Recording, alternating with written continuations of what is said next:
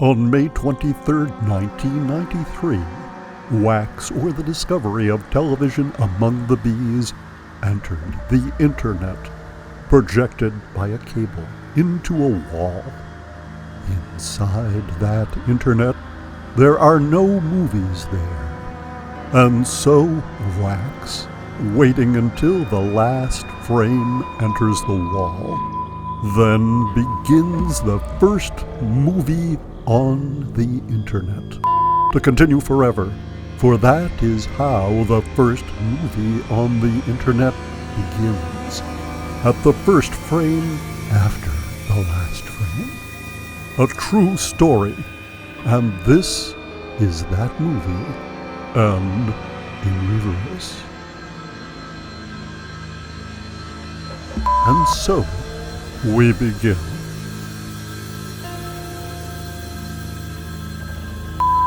As you are aware, the internet is a DVD on a coffee cup. I could show you how that happens, how the handle of the coffee cup becomes the hole in the center of the DVD. How the interior of the coffee cup disappears into the surface of a flat disc as I spin. I am the first movie on the internet. I am inside a DVD on a coffee cup. I could show you how that happens. How the movie appears between two frames, between the front and the back of the DVD disc. I am the first frame after the last frame. I am the movie in the DVD on the coffee cup. I am wax, or the discovery of television among the bees. I am 999 years, 364 days, 23 hours, 59 minutes, and 48 seconds long. And then it was dark, until dawn.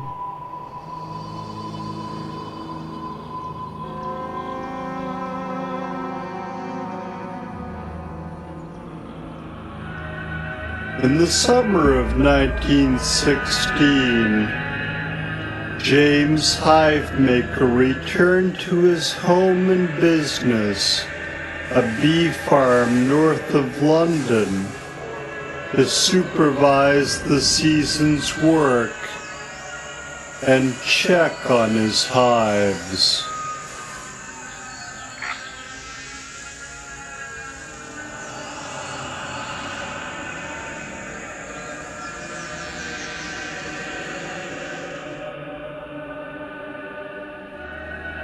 In the summer of 1916, James Hivemaker returned to his home and business, a bee farm north of London, to supervise the season's work and check on his hives.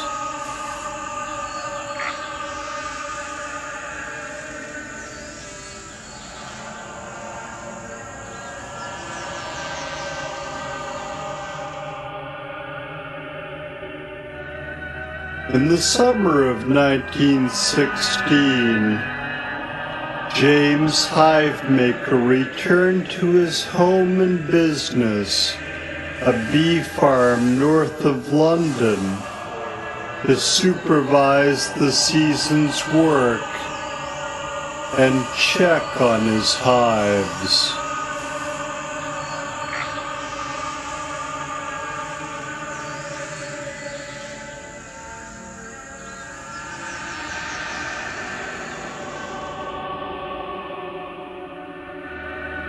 In the summer of 1916, James Hivemaker returned to his home and business, a bee farm north of London, to supervise the season's work and check on his hives.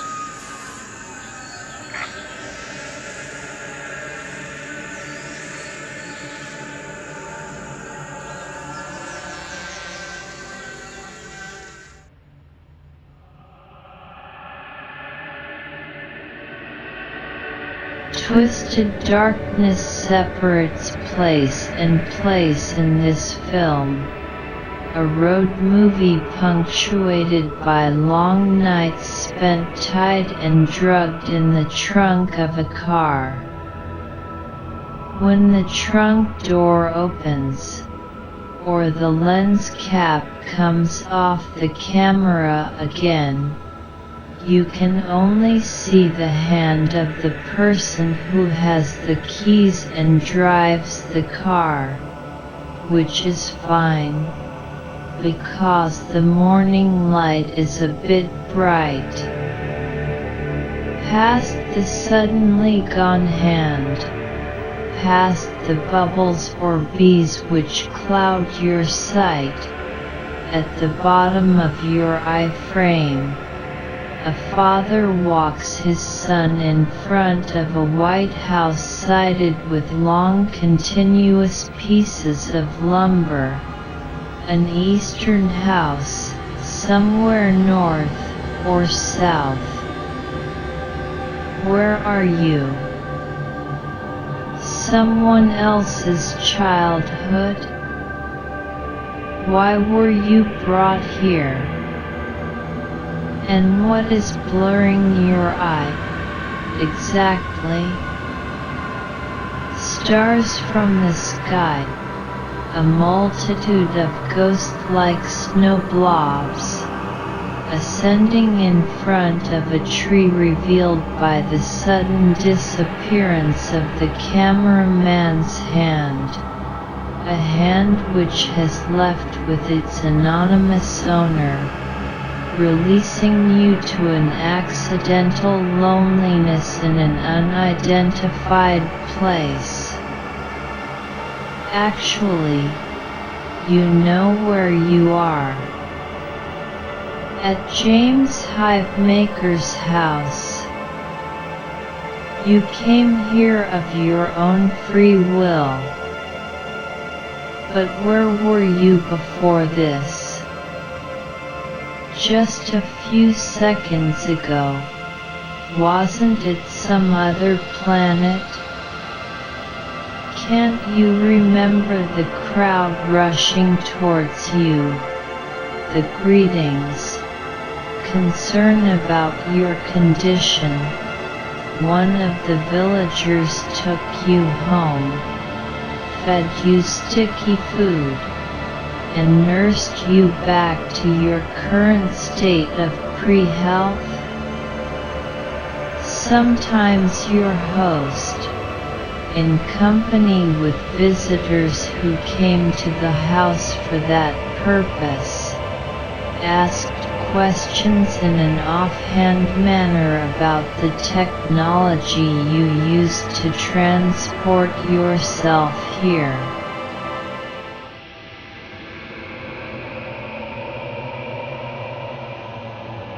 The next day, things are back to normal. It's time to go to work with bees. You've been to the battlefield and the Antarctic, however, and the tools of the trade seem to have gathered a few extra meanings, private to your own experience of course, and also without practical value. You wouldn't think of sharing these thoughts, but you do pause, picking up the bee smoker. The white haze falls out of the cone. Souls fleeing across the ice, heading towards the lens of your camera. Your brain felt the impact as they hit the trapping film.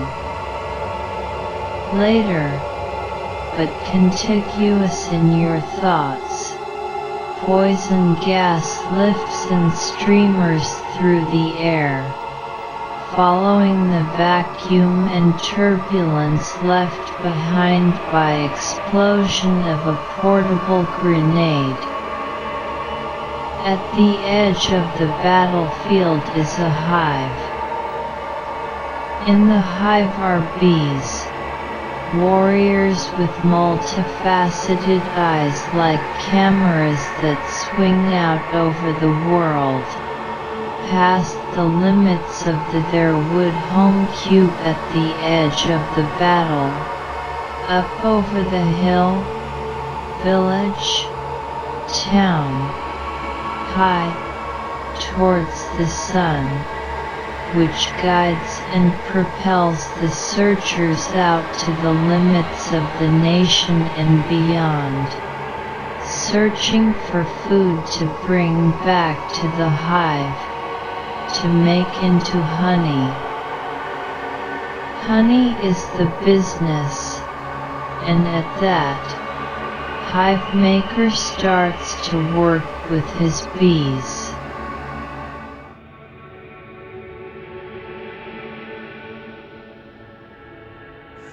A telegram had warned hive maker of a new disease among the British black bees. A telegram had warned hive maker of a new disease among the British black bees. A telegram had warned hive maker of a new disease among the British black bees. A telegram had warned hive maker of a new disease among the British black bees.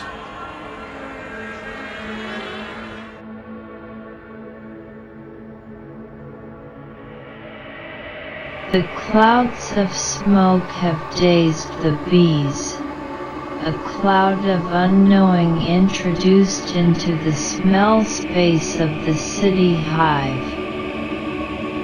Now the ape owner of this hollow wood cube can safely use bare hands to open the bee home, which the bees did not build, and do not own. Finger morphologically similar to the bones inside whale fins are used with careful articulation to pull out one of the mail-order comb-holding frames from the hive. A metal tool provides some assistance in this operation.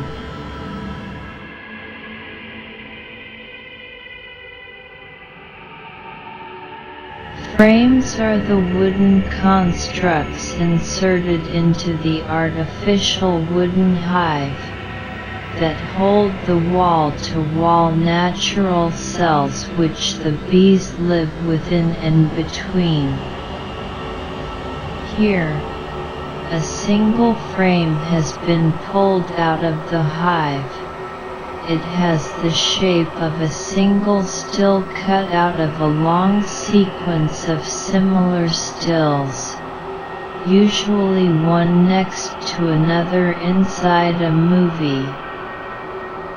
If the hive is a movie, it has a different shape than the spiraling celluloid strip ordinarily unwound by projectors. Imagine a square tall movie made of stacked frames, a skyscraper of frames, something like a hive, but actually a human building. Each floor of this building, which is a movie, is a frame, and each frame is made of cells, identical but for the fact that they are in different places on the flat surface of their skyscraping floor.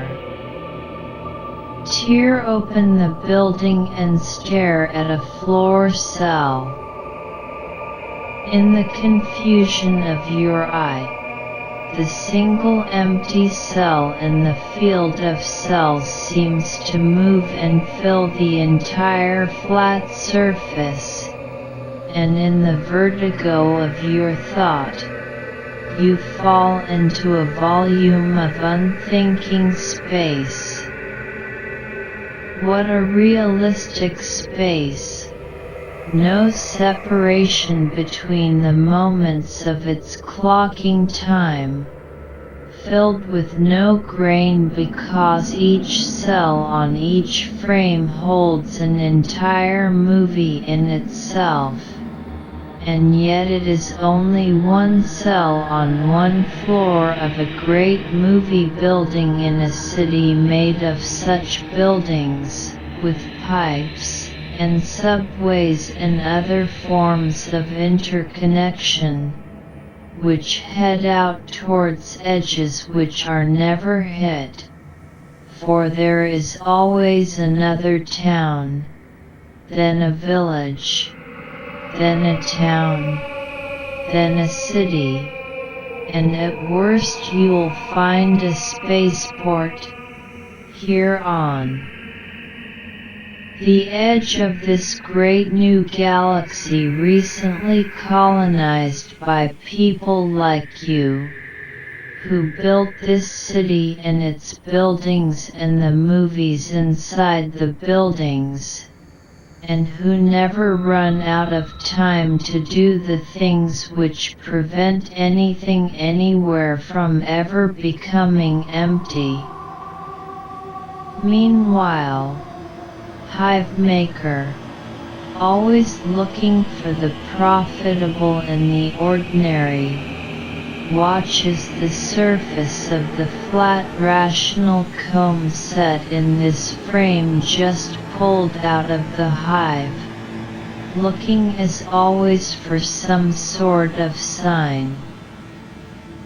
A talking bee, hey you, a flash of unusual color, synchronized dancing spelling the name of some popular product, anything new and useful. But the honey storage is not optically coherent today, and generally doesn't reveal its secrets easily to the naked eye in this season. A form of nasal decryption is required to figure out just what is happening today to these bees in these hives. Hive Maker is tired, and cannot make the effort.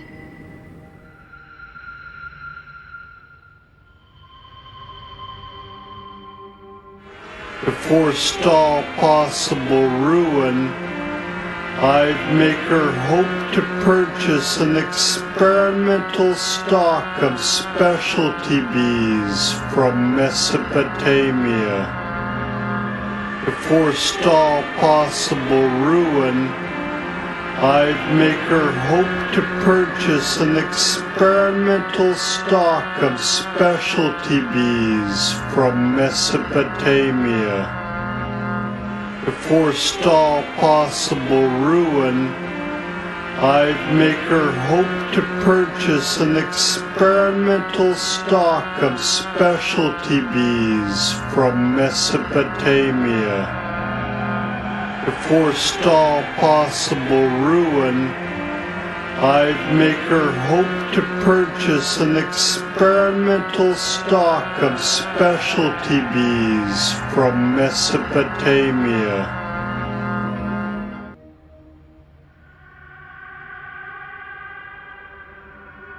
When we look at this picture, we are inside Hivemaker, looking through his eye at the great comb, which is covered with the bodies of the bees, proto-swarming with a black and white off-time motion. There are many ways of viewing other species in time. That is because our senses are mobile. So mobile that we should wonder, what is Hivemaker really doing? Is he now looking through our eyes, seeing what we see, and doing that at the very same moment that we are seeing what he is seeing, i.e. right now, without our knowledge or consent, and at the same time cleverly avoiding any hint of feedback or recursion in the shared image which might give us a hint of what is going on, or at least confuse us long enough to break our stare, and so deprive him the pleasure of being inside our prolonged and blank attention. Don't worry about questions like who am I if I see you with my eyes in my sockets someplace other than where they should be, i.e. someplace socketless, someplace on a stick atop a building, someplace in outer space where there's no air, just the camera lens. We can see from place to place, and that's what we must do.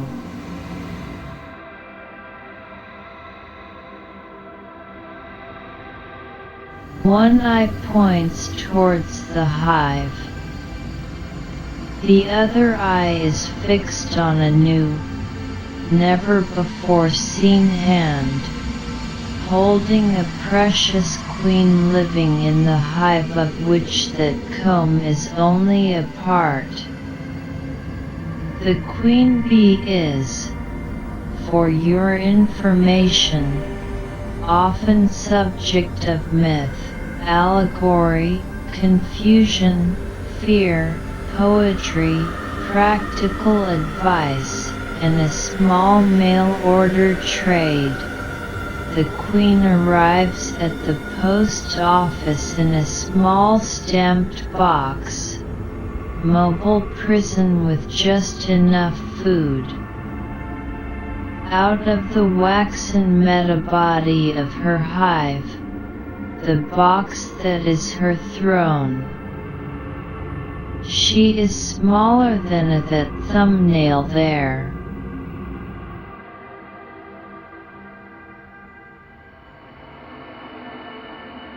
Mesopotamia, perhaps the Ur-Deseret, land of the honeybee, place from which the Jaredites fled in great Mormon stories.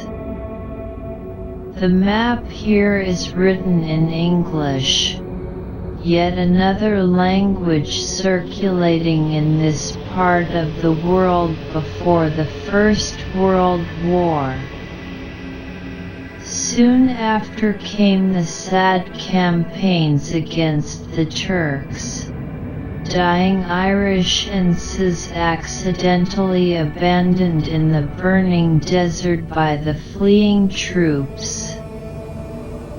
Mesopotamia, land of clay writing, false roadside entrances to various gardens, none of them in their original places.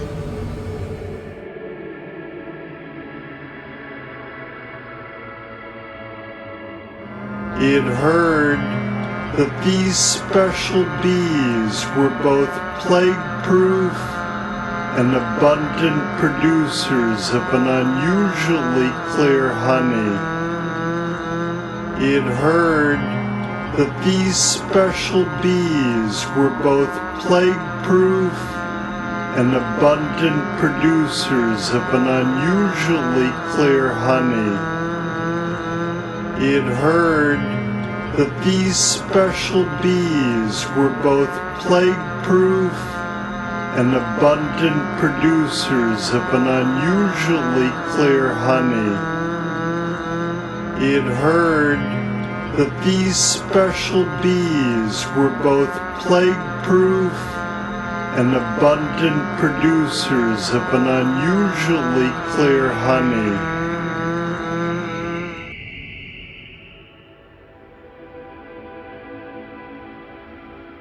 Floating up the Euphrates, between banks of nettled flowers, the royal queen heads towards her summer hives, a solemn voyage.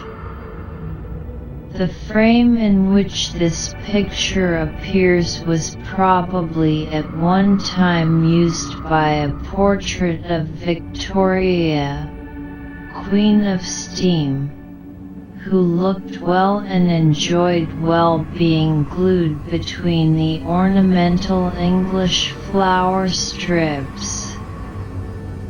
Some bee fancier cut her out, and replaced the Britannic head with the full-body photograph of an exemplary representative of the bee race.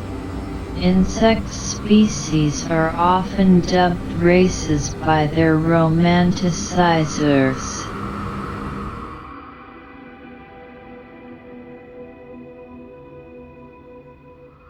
The frame keeps its shape.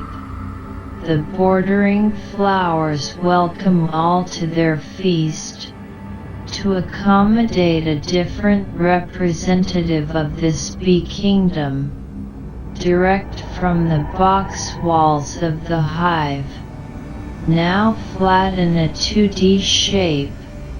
Once the new bee is inside the frame, your eye locked on its shape, you are perhaps drawn to wonder about its inner life. Motion in the light, labor in darkness, the coherent crush of smell and repetition of all things, the sudden sensation of age. There is no stillness in any of these moments. So why does this bee pause, as if drowned in a sudden flood of melancholy molasses, a reservoir that flows over and into the hive from a hooped barrel of the stuff accidentally placed on top as a lid weight by a foolish bee master who is now at the pub, a stout in hand, as the grim molasses seeps through the staves, rushes out over the top rim, either expanding in the heat, or malicious with some life force not ordinarily attributed to mute man-made molasses, seeping across the hive lid, down over the edge and then up under the rim and through the bounding crack, whistling like liquid helium, erasing the air and lives of the stock within.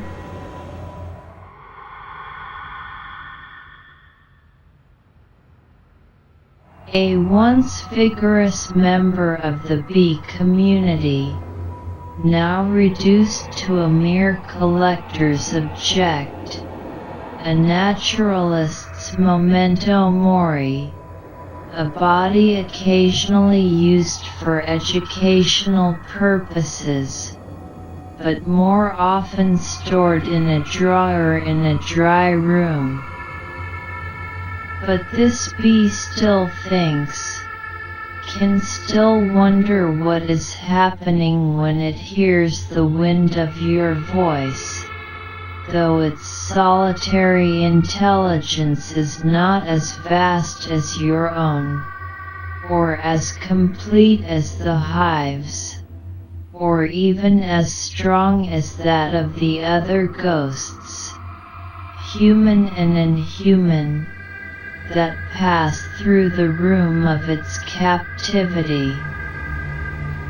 The square of the picture frame is less complex than the bounded shapes of the hive interior, and not as rationally clear as the skies that hold the sun in all its directions. Nonetheless, restricted to such a bland hell, this dried bee thought still serves a vital role in the greater community, as a sort of dispersed watcher, looking out of its picture frame, day and night, stored in a drawer. It is hard to tell the difference when it's always dark, but the vigilance of this pictured bee shouldn't be doubted. When you do open the drawer and it catches your eye, who knows what information it is taking out of the touch of your extroverted optical ray.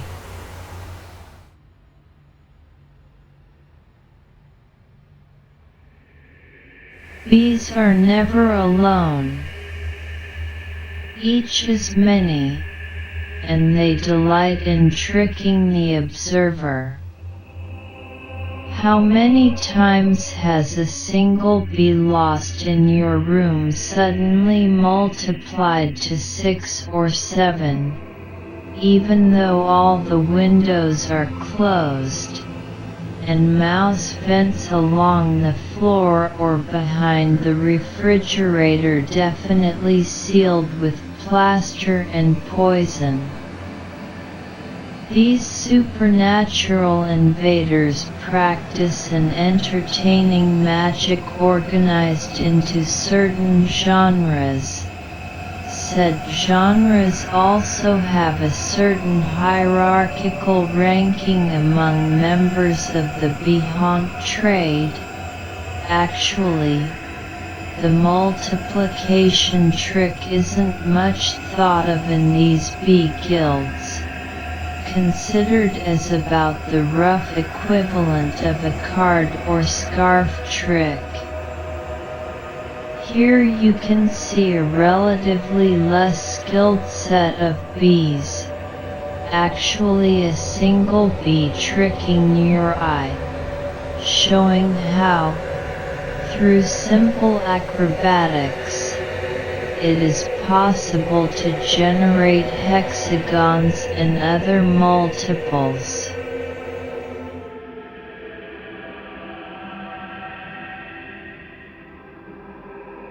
The music dims, and the light takes on a ringing sound, as 7 bees attempt to explain the mystery of the hexagon.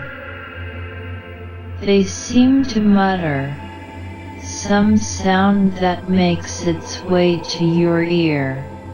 One more bee at top would complete the pattern. But it's a trick, they whisper through their mics, because then you'd need 8 bees. But there are only 7 here. That's all. Use your finger to count. Eyes don't work. Done? Another guess? You could try to make a hollow hexagon, taking out the 2 bees in the center, putting one at top to fill out the shape. However, then you'd have one left, and if you put that one in the center to plug up the hole, you'd still have one blank, and that's not the shape we're here to show. 7. The bees insist.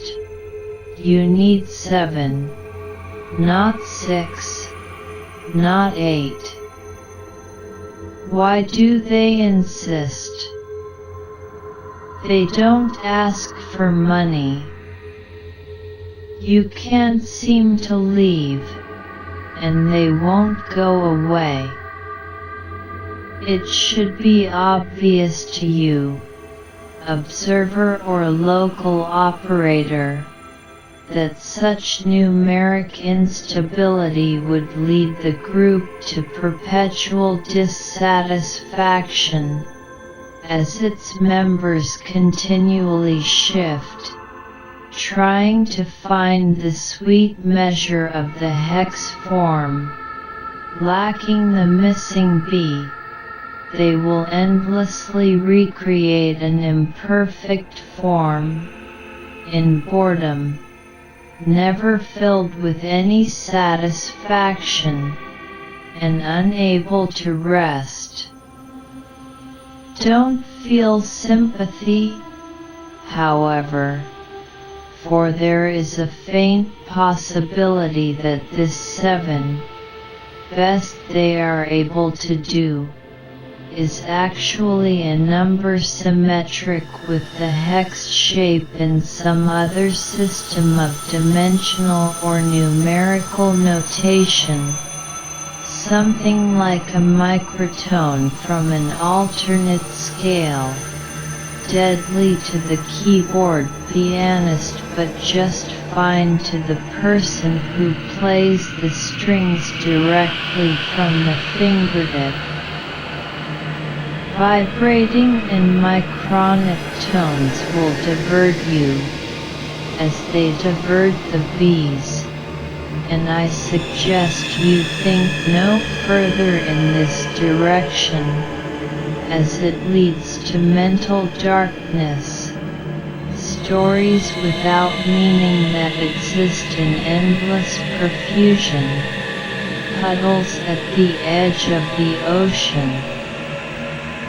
Stay alert, awake, head up, face toward the screen, and continue to the next page, away from these bee tricks.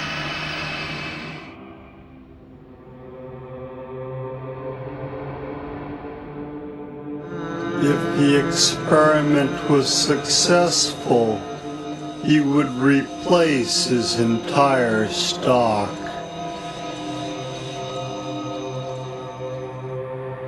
If the experiment was successful, he would replace his entire stock.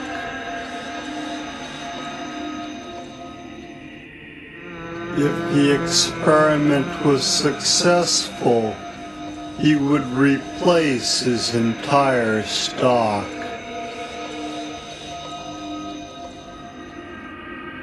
If the experiment was successful, he would replace his entire stock.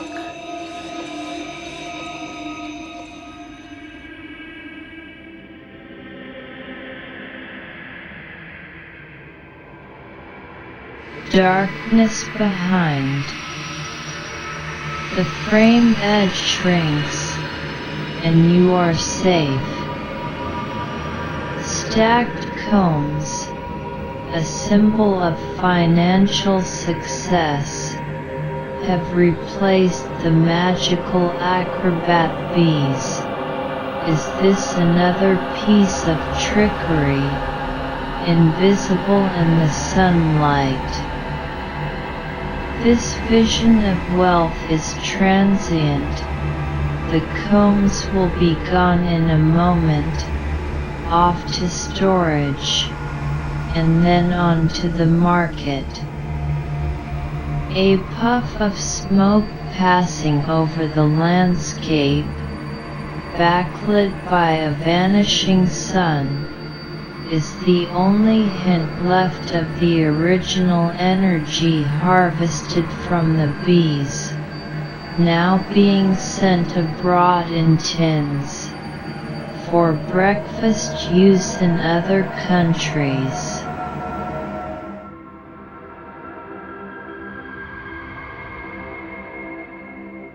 Still photo of an open hive, with odd borders at top and bottom. There was much scientific improvement in the design of hives, etc., in the generation before the events of this portion of our narrative, but in these early decades of the 20th century, our current present here, at this page, there were still many nascent opportunities for an advanced mind ready to appropriate the newest manufacturing technologies of the day for the uses of the bee trade. For instance, the honeycombed aluminum grille of a Peugeot automobile on the roads of France. Glimpsed it. The sight of an auto accident could give the open-minded inquirer inspiration to attempt the commercial manufacture and sale of eternal aluminum combs to the hive trade.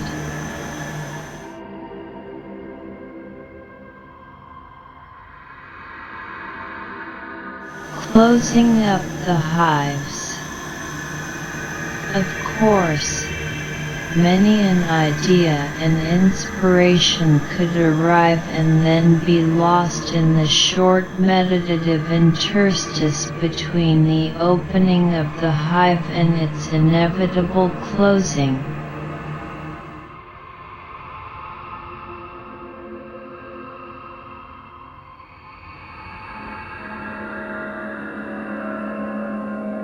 In London that summer, the telegraph company had begun to modernize its operation.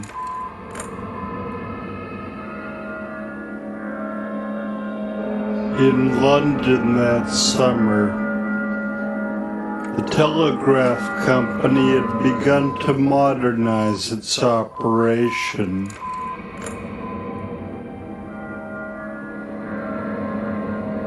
In London that summer, the telegraph company had begun to modernize its operation.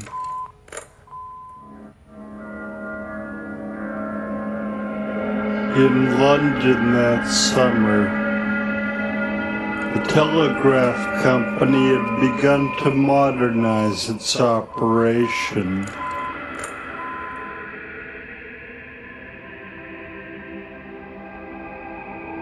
Big Ben, famous synchronizing device, caught in a strange time void.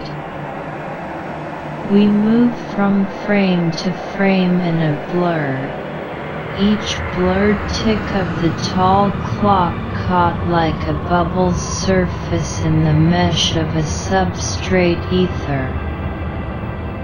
This ether, though empty according to all definitions, still has the ability to shape through absence.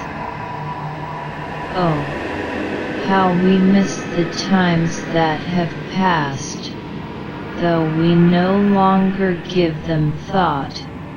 It is certain that the void of our attention, and the missing shape of their substance, still blur the blue halo that surrounds such famous clocks at middle day, just when we pass by on the way to lunch. our eyes searching the polarized light for the time on the face, and across the faces of the time, people on the street, for one or another among the masses of the people, the one who we do love.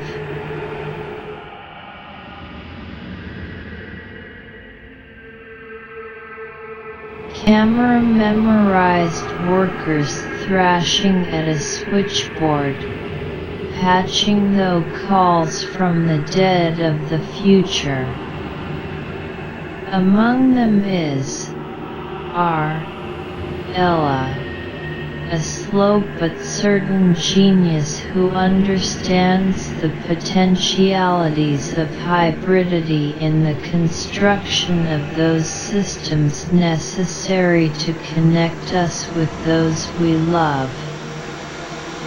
She has nothing to do with the operation of Big Ben, however.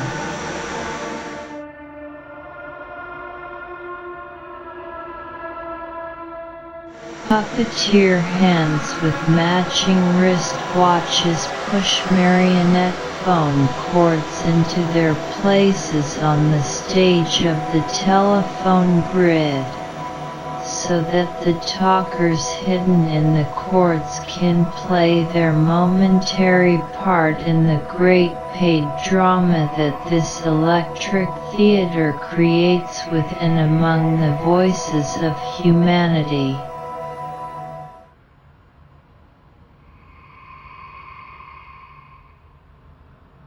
As a result, Ella Spurlin lost her job as a telephone operator. As a result, Ella Spurlin lost her job as a telephone operator. As a result, Ella Spurlin lost her job as a telephone operator. As a result, Ella Spurlin lost her job as a telephone operator.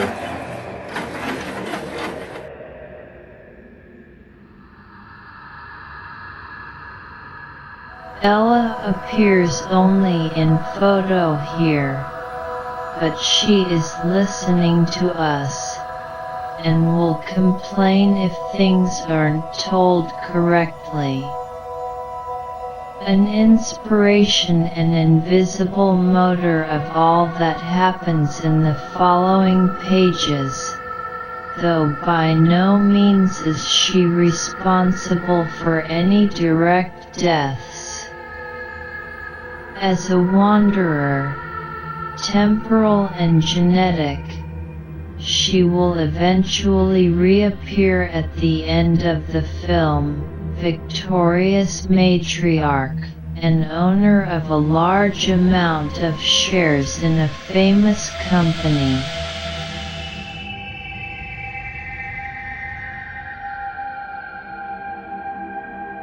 The puppeteer hands are ever busy, moving the audio animatronic telephone patch cables to where the voices inside have paid them to go. Like signing hands near the mouth of a deaf person, these busy working fingers work to join ear and voice, translating the marks of invisible sound to their appropriate places, allowing for their machine-assisted, or at least electrical, transfer to distant, sympathetic ears and attached thinkers.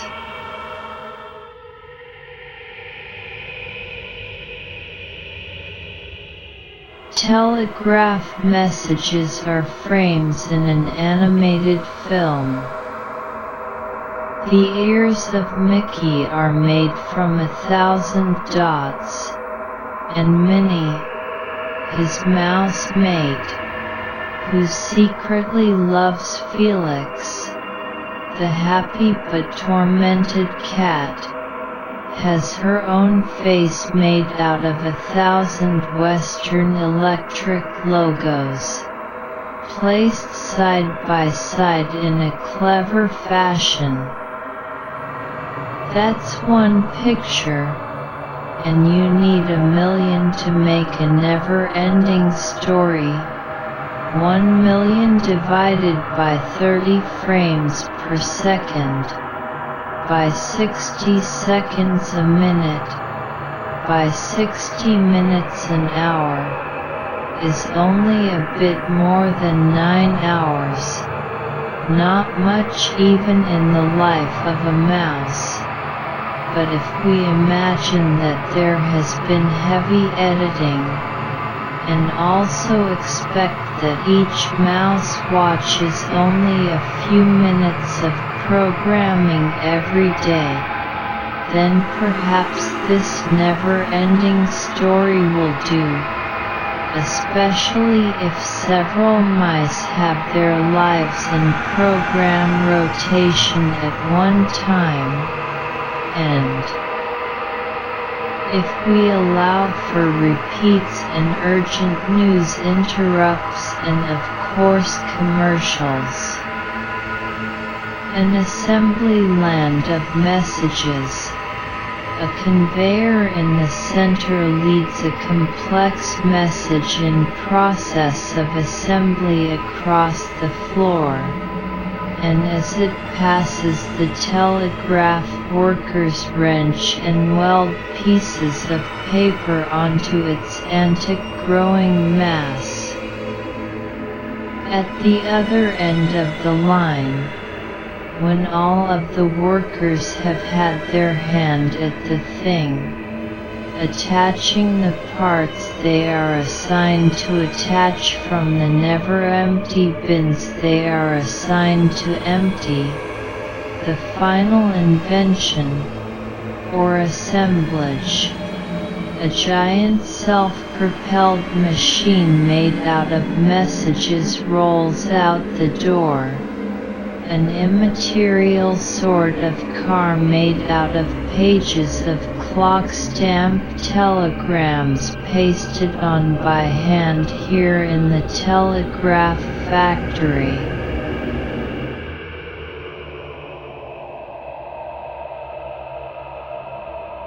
Ironically, Sprawlin was herself an electrical inventor who dreamed of developing the means to transmit moving pictures through the telephone. Ironically, Sprawlin was herself an electrical inventor who dreamed of developing the means to transmit moving pictures through the telephone. Ironically, Sprawlin was herself an electrical inventor who dreamed of developing the means to transmit moving pictures through the telephone. Ironically, Sprawlin was herself an electrical inventor who dreamed of developing the means to transmit moving pictures through the telephone.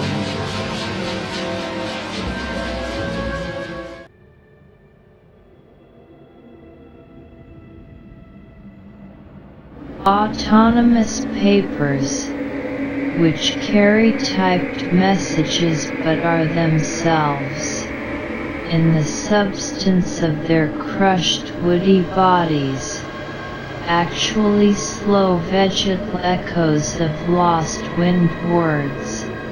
In the palea periods of earthly life, the wind was a living thing, which reproduced quickly, and spoke with a roar nowadays only known dimly as the whisper of the west wind in children's stories, passed from typists under hire at frame left to a conveyor belt crossing the frame diagonally, on their way to distant coded electrification and subsequent disposal.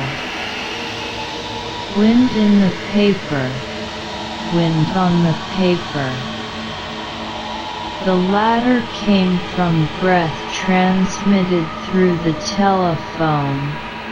Listening operators wrote down what they heard, accepted the message as prepaid, and placed it onto the silent cousin, paper, which I have to tell you is chemically receptive to the graphite or ink markings because of this ancient heritage.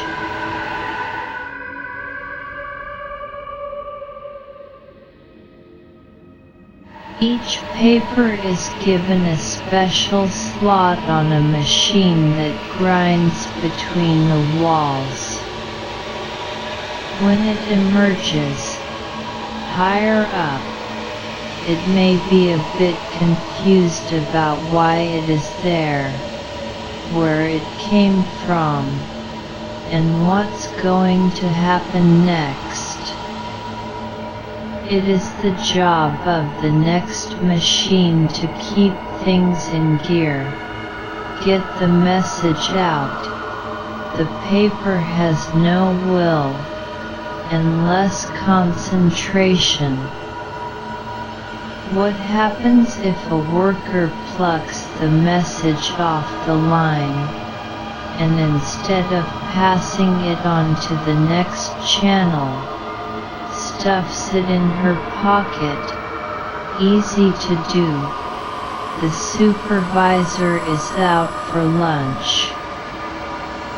Will the message, when it wakes under her eye, still act as confused, and perhaps pass that confusion on to the thieving reader, who then will make the mistake of thinking that this purloined message was meant for her, and make efforts to deliver it back to the person who sent it.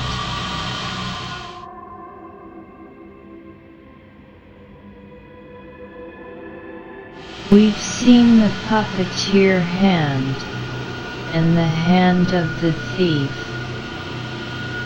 But there are hands that sing, and it is well known that there are many mechanical systems which can be used in various ways to make them sing. Usually, each finger takes a note, and all 10 sing together. Multiple parts of the two paired hands harmonizing electrically with their own multitude nature. The rotary keyboard seen here is one attempt at perfection in this field, which has been transformed for use in the message passing trade. Pressing a key performs several functions. A note or chord of notes is heard overhead on a speaker, and the ear anticipates the next, hoping for harmony or a hummable phrase. At that moment, a letter is pressed on the surface of a piece of paper, deep inside the machine. Also at the same time, in another room connected to this one by a system of levers, a hard metal stamp presses an image of that same letter onto the surface of a soft plate of metal, and by parallel machinery attached to the plate for alternate purpose. An electrical impulse is transmitted into the air, which allows the letter to travel at the speed of light, but weak as darkness, past the moon and out to the thin ether between the stars. By such multiple and expensive means, the telegraph company seeks to conjoin the operations of transmission and archive storage of all paid messages sent through its machinery. Between music and lead type, paper, and radio, somehow the message will get to someone, either in space or across time.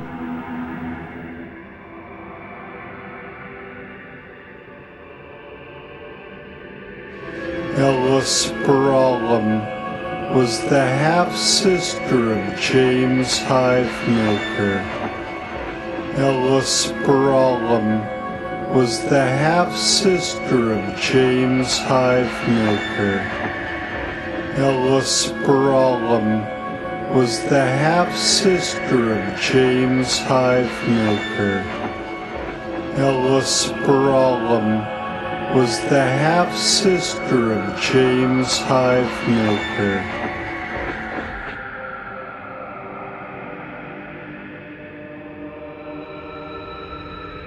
Here's an example of how inventions adapted to the use of the telegraph company made their way into the common home. It is this movement, and the opportunities for profit and research it represents, that will provide opportunity for Ella Sprawlem after she is fired by the telephone company. The instrument seen here is a church organ, converted to telegraphic use. The company made use of one of the new cheap models that drops in price and increase in demand had brought to the market. Work was done to give the musical keyboard an exact notational equivalent with Morse code, and so with everyday business and personal language. This is the way that Ella will soon begin to invent, though her devices will have a more supernatural character.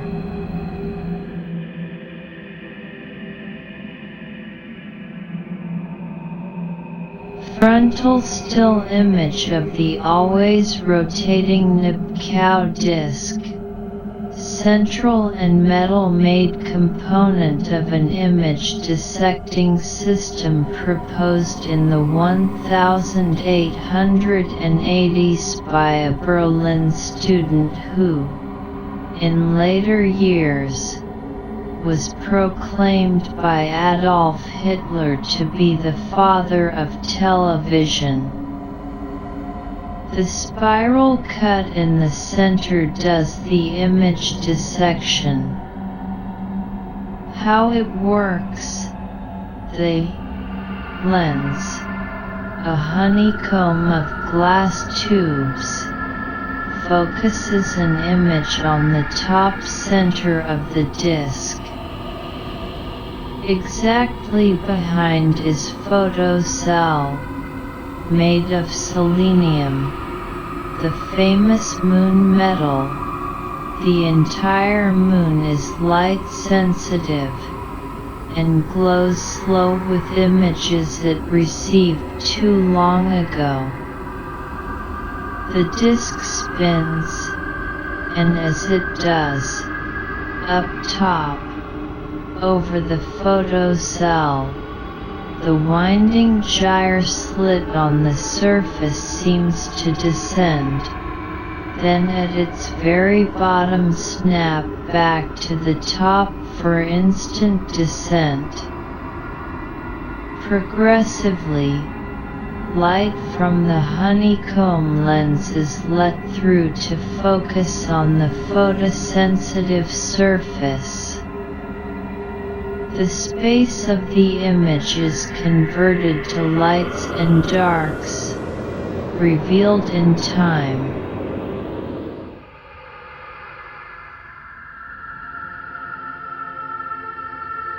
A more detailed close-up of an image dissecting the cow disc.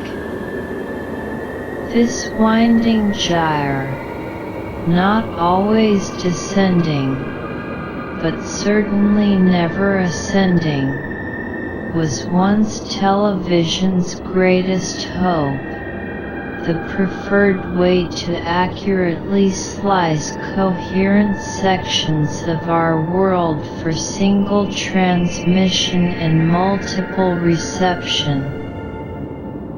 Now it is part of history.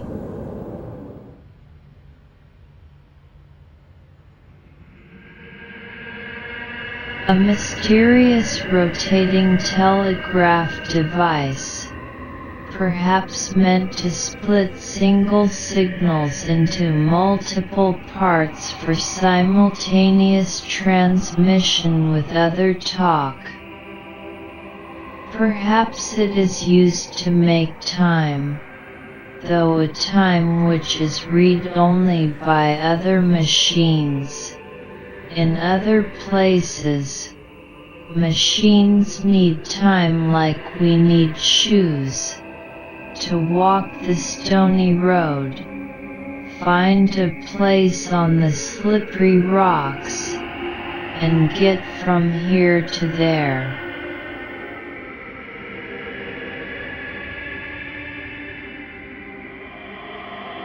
Ella, just her 2 eyes and nose. These mascara-heavy eyes open as if from sleep and other stories. A tarot hallucination, haunting and vague, though with certain form. She appears to be a mechanical ballet star.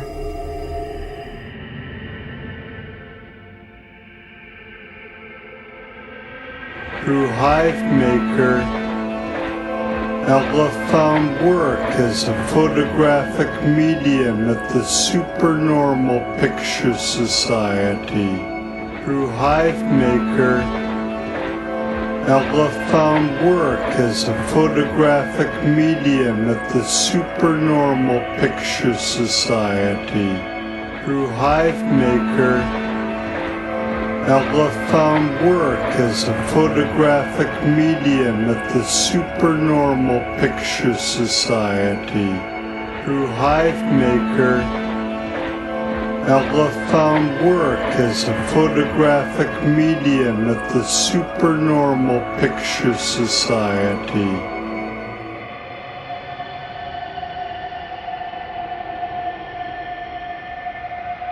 Flapping pictures of birds created by the clay pigeon zoetrope at the Kensington Museum in London.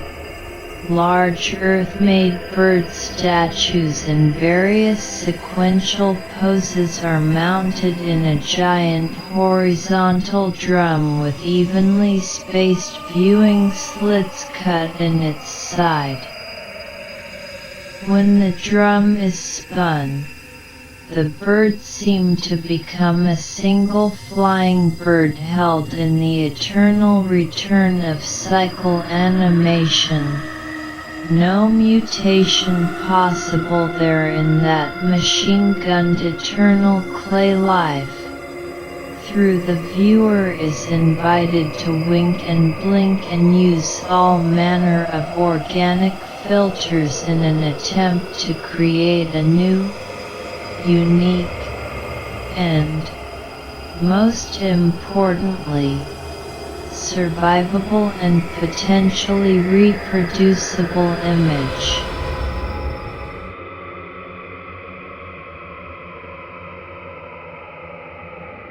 A claybird, possible target, seen from a closer viewpoint, possible created by changing the optics of an adjustable lens on the camera gun, which never stops grabbing pictures even when the film on its spinning disc magazine inside the camera ammunition chamber has been exposed. The purpose of the camera is to preserve these explodable forms.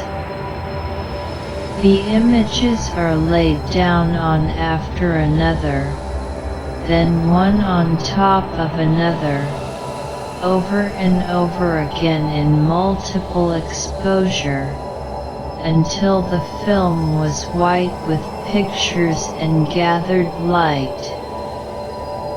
That's the difference between a camera and a weapon. One is extromissive. You know when it's out of ammo. The other is intromissive. You're never out of things to shoot, and don't know when you've run out of film. In early years, when the Arabs dominated Greek philosophy, holding all the books, there were great arguments whether the eye sent out a ray gun, or sucked in rays from its visible victims.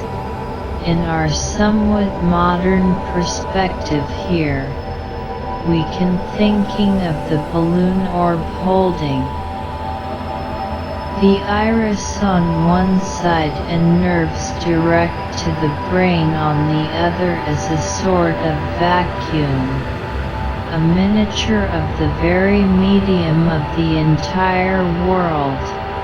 Ella never resolved these issues, as she was a technologist, meant to complicate the world. Out of the back of the Earth-made bird, bubbles are dropping upwards in a cluster that still has all the detailing of its individual particles visible. If there were sound, even crude sound, you'd hear voices. Lassie, that you knew, and maybe you might somehow, as if by accident, think of things you hadn't thought of for a while, only to find out later, in conversation, that someone had exactly those same thoughts at that same time, even though they didn't see the bubbles you did.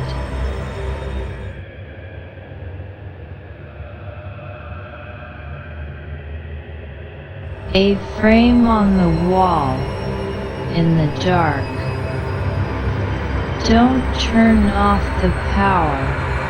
It's an aquarium view, and whatever is inside there needs bubbles from an electric blower, and certainly can't call for help if the lights go out and the oxygen stops. Another theory: the only light here comes from the expulsion, or is that explosion, of these oxygen bubbles, exhaled by some creature hidden in the dark, attempting to speak to us from underwater. Maybe the bubbles are leaking to us from another world, equally dark but under greater pressure. Perhaps a change of conditions has allowed the dead dissolved in the ether to precipitate out as bubbles.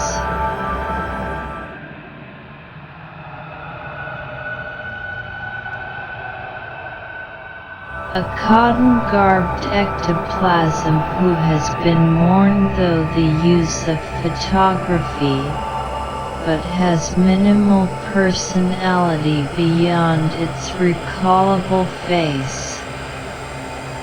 To obtain such a ghost picture, the mourner would visit the photomedium. The medium would request to see a picture of the recently dead, in order to focus the concentration and energy to make a new exposure of this dead person on vacation in the other world. During this moment of concentration, the photomedium would secretly re-photograph the picture of the formerly alive and still loved dead person. Then, for an extra charge, the photomedium would take a studio portrait of the mourner. The mourner would then depart, to return in a week to pay for a picture of the ghost, garbed in cotton ectoplasm, and also a two-shot of the cotton ghost compositely posed with the still alive, recently recorded mourner.